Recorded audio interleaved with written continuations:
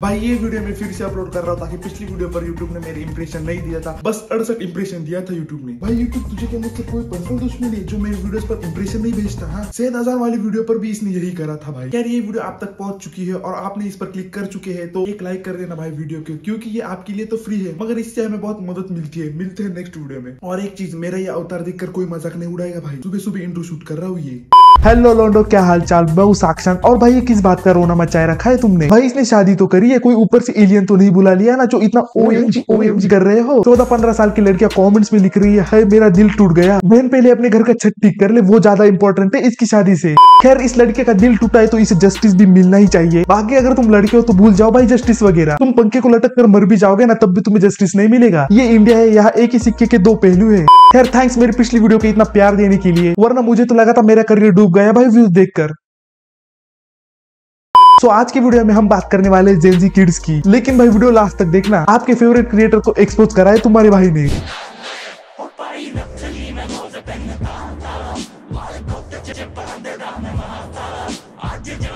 भाई मत कर, सच में कह रहा हूँ मत कर। तू जो कर रहा है ना उसे हम क्रिंज भी नहीं कह सकते। ये क्रिंज से भी 10 लेवल ऊपर है जो तू कर रहा है। बेंचो ने कपड़े चेंज करने के लिए भी रिंग लाइट की जरूरत पड़ रही है। ये है रोवी राय जो कपड़े बदलने से ज्यादा बॉयफ्रेंड बदलने में विश्वास रखती है। इसके हर मंथ में एक नया ब्रेकअप, एक नया रिलेशनशिप, एक नया सिचुएशनशिप स्टार्ट होता है। एक तो बेंचो ये सिचुएशनशिप क्या है, अब सांस लेते हो तो तुम लोग एक नया शब्द इन्वेंट कर देते हो यार। पहले मुझे लगता था सिचुएशनशिप मतलब होगा कुछ तो फोटो एडिट करने वाला, सैचुरेशन में नहीं वो फोटो को डार्क या ब्राइट करते हैं। वैसे सिचुएशनशिप होगा कुछ तो फोटो का एक्सपोजर बढ़ाने वाला। लेकिन मैं हर बार की तरह गलत था। जब इस पर मैंने डीप रिसर्च करी तब मुझे पता चला कि सिचुएशनशिप वो होता है जैसे मान लो तुम्हारी सेटिंग हो गई, वो होगी तो नहीं मगर मान लो तुम्हारी सेटिंग हो गई, उसके बाद टेस्टिंग पर हो तुम लोग कि हाँ भाई ये बंदा या बंदी मेरे लायक है या नहीं। मेरी डीप रिसर्च में मुझे यही पता लगा। हो सकता है मैं गलत हो सकता हूँ, लेकिन इतिहास बोलता है मेरी रिसर्च कभी गलत नहीं होती। This vlog I'm going to tell you how I get princess treatment on daily basis, जो कि हमारा जन्म सिद्ध अधिकार है। जन्म सिद्ध अधिकार? वैसे तो आपका जन्म सिद्ध अधिकार घर में रहकर रोटियां बनाना ही है, फिर भी हम कुछ बोलते हैं नहीं ना, क्योंकि हम जानते हैं भाई लड़कियां वो सब कर सकती है जो लड़के कर सकते हैं। लड़की अब इंडिपेंडेंट हो गई है भाई। When if a guy sees our girlfriend or talks to her, तो यहाँ तो कपड़े ही फाड़ रहे हैं यहाँ पे। तो is your husband very cool? बाद में बताएंगे, अभी तक पता नहीं है उनको। उसके बाद वो मुझे लेकर गया grocery shopping because I love grocery shopping. और साथ में ना मुझे वो एक्सपेंसिव शिट भी दिलाता है, जैसे कि पानी की बॉटल। मुझे प्यास लगी तो he got me this. After drinking water मेरा मन कर गया ये ब्रेड खाने का और मैंने बोला can I have this please, and he said no because वो मेरी डाइट का भी टेक केयर करता है। He makes me eat good healthy food always, and of course he paid the bill because men should pay the bill. भाई मैं बता रहा हूँ इसकी वजह से हमारे देश के आधे से ज्यादा बॉयफ्रेंड्स रास्ते पर आ चुके हैं। इस करण की वजह से, साला बॉयकॉट करण। तो दिखाऊंगा दुनिया का 8वां जुआ। जी वैगन में बैठी है वैगनआर। देखो करण भाई आप ऐसे किसी को बॉडी शेम नहीं कर सकते, ये बहुत गलत बात है। चलो सॉरी बोलो वैगनार को। लाइफ के मेरे बेस्ट डे में जहाँ पे रोहित ने मुझे अपनी गर्लफ्रेंड बनने के लिए पूछा, वहाँ पड़ गई मैं बीमार, लग गई मुझे किसी की नजर। अब तुम ही बताओ, जिस इंसान ने दादा की अर्थी उठाने से ज्यादा व्यूज उठाने पर फोकस करा हो उसे नजर कैसे लग सकती है? कैसे लग सकती है? उसे तो बद्दुआ लग सकती है ना। ब्रेकअप नहीं भाई, कुछ लोग तो सच में चाहते हैं मेरा ब्रेकअप हो जाए, बट मैं प्यास काट रही हूँ। क्यों रोवी तो बस प्यास नहीं काट रही, तू ऑडियंस का भी काट रही है, क्योंकि जिस हिसाब से ये अपने ऑडियंस को कंटेंट प्रोवाइड कर रही है ना भाई। देखो अब यहाँ पर मैं ये नहीं बोलूंगा कि इससे अपना यूथ डिस्ट्रॉय हो रहा है, बच्चों के दिमाग पर इसका क्या असर हो सकता है। नहीं भाई, इससे बहुत ऊपर उठ चुका हूँ मैं। सबसे पहला पॉइंट, इससे हमारा यूथ डिस्ट्रॉय हो रहा है।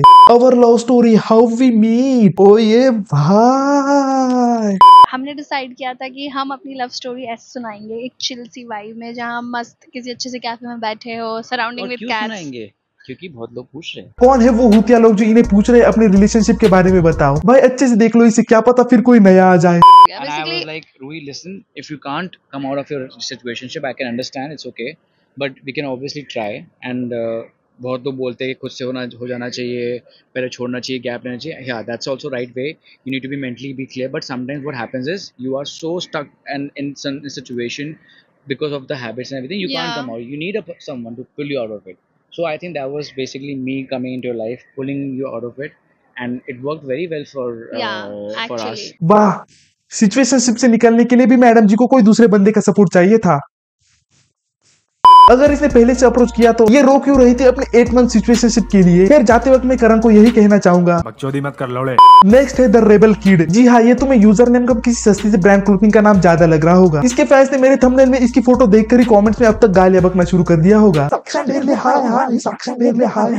और रेबल किड भी लाइक मैं हक भी दूं तो मेरे फैंस उसे डार्क चॉकलेट समझकर खा जाएंगे। इसकी भी पास में बहुत बीएफ रह चुके हैं। ट्रिप खत्म होने से पहले इसके रिलेशनशिप खत्म हो चुके हैं, लेकिन खैर हम उस पर ज्यादा डिस्कस नहीं करेंगे। रेबल किड का असली नाम अपूर्वा है, क्योंकि उसके पापा की इच्छा बचपन में अधूरी रह गई थी। अपूर्वा ने अपने बायो में लिखा है डाउनफॉल में भी मस्ती नहीं रुकनी चाहिए। लेकिन अपूर्वा, मैं तुम्हें एक बात कहना चाहूंगा, तुम्हारा कभी डाउनफॉल आएगा ही नहीं, क्योंकि डाउनफॉल तो उनका आता है जिनका करियर बनता है।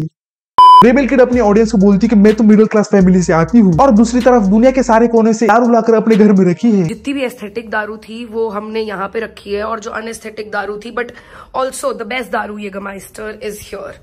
ये वाली बॉटल्स मैं स्विट्जरलैंड से लाई थी। तो मैं जिस भी नई कंट्री जाती हूँ मैं वहाँ से 2 शॉट ग्लासेस लाती हूँ। तो इस पूरी शेल्फ में मेरे शॉट ग्लासेस की कलेक्शन है from every country that I have been to. Apoorva ji, इस हिसाब से आप अपने ऑडियंस को मिडिल क्लास नहीं मिडिल फिंगर दिखाती है। इसने कहा है मैं मिडिल क्लास फैमिली से आती हूँ, इसीलिए इससे जो बहुत सारे मिडिल क्लास लड़के या लड़कियां हैं वो सब इससे रिलेट करते हैं। तो वो खुद को कोसते होंगे इसकी वीडियोस देखकर कि भैया ये मिडिल क्लास होकर कितने मजे कर रही है, कहाँ घूम रही है। अब मुझे इससे कोई दिक्कत नहीं आप कहाँ घूम रहे हो या क्या कर रहे हो। मुझे दिक्कत इस चीज से है कि आप मिडिल क्लास ना होकर भी आप खुद को मिडिल क्लास का टैग दे रहे हो। लेकिन भाई आप जिस हिसाब से स्टोरी टेलिंग करती हो that's nice, that's really nice, अच्छी वीडियोस बनाती हो आप। लेकिन रेबल किड बस वीडियोस ही अच्छी नहीं बनाती, वो स्कैम भी बहुत बढ़िया बनाती है। क्या तुम्हें नहीं पता इसके स्कैम के बारे में? अरे कहाँ से पता होगा भाई, इसकी खूबसूरती के आगे तुम्हारी आंखें तो है ना। तो भैया जो बड़े ब्रांड्स होते हैं वो क्रिएटर को डायरेक्ट पेमेंट करते हैं प्रमोशन करने के बाद, लेकिन जो छोटे छोटे ब्रांड्स होते हैं वो क्रिएटर को अफोर्ड नहीं कर पाते। तो वो क्या करते हैं, क्रिएटर को अपना प्रोडक्ट फ्री देते हैं। उसके बदले उनका एक ही डिमांड रहता है कि जब भी क्रिएटर उनका प्रोडक्ट यूज करे उसका फोटो निकलकर स्टोरी पर डाले या उन्हें मेंशन करे, ताकि उस क्रिएटर के ऑडियंस को पता चले इस ब्रांड के बारे में। इससे ब्रांड्स का भी फायदा होता है और क्रिएटर्स का भी। लेकिन रेबल किड जैसे कुछ इन्फ्लुएंसर्स होते हैं जो ऐसे छोटे छोटे ब्रांड्स को स्कैम करते हैं। कुछ समय पहले ऐसे किसी छोटे ब्रांड ने अपूर्वा को अप्रोच करा था। उन्होंने अपूर्वा को कुछ प्रोडक्ट भेजा था और उसके बदले वो बस यही चाहते थे कि अपूर्वा उनका प्रोडक्ट प्रमोट करे। ब्रांड ने कुछ एसेस भी डाले थे। तो पहले ब्रांड ने अपूर्वा को मैसेज करा था कि भैया आप अगर हमारे साथ काम करने के लिए रेडी हो तो हमें रिप्लाई करे। उसके बाद अपूर्वा ने भी उन्हें रिप्लाई करा कि यस आई एम रेडी। इसने ब्रांड को अपना एड्रेस भी दिया था ताकि वो अपना प्रोडक्ट इसे भेज पाए। ऑफ कोर्स वो एसेस तो वो नहीं डाल सकते और सिक्योरिटी रीजन। फिर उसके बाद अपूर्वा रेडी थी उस ब्रांड को प्रमोट करने, और जब इस ब्रांड ने अपना प्रोडक्ट भेज दिया वो अपूर्वा को मिलने के बाद द रेबल किड ने ब्रांड को करना स्टार्ट कर दिया बहुत तगड़े वाला इग्नोर। ब्रांड बार बार अपूर्वा को मैसेज करती रही और अपूर्वा बार बार उन्हें इग्नोर करती रही। ऐसे करते करते हफ्ते बीत गए, महीने बीत गए, लेकिन अपूर्वा को कोई रिप्लाई नहीं आया और सक्सेसफुली द रेबल किड ने उन्हें स्कैम कर दिया। तो ये सच्चाई आपकी सो कॉल्ड जेनजी यूट्यूबर की। खैर आज के लिए इतना। वीडियो अच्छा लगे तो लाइक करना, चैनल पर नए हो तो सब्सक्राइब करना, और हाँ इंस्टा और ट्विटर पर फॉलो करना ना भूलना। मैं मिलता हूं आपको नेक्स्ट वीडियो में, तब तक के लिए बाय बाय।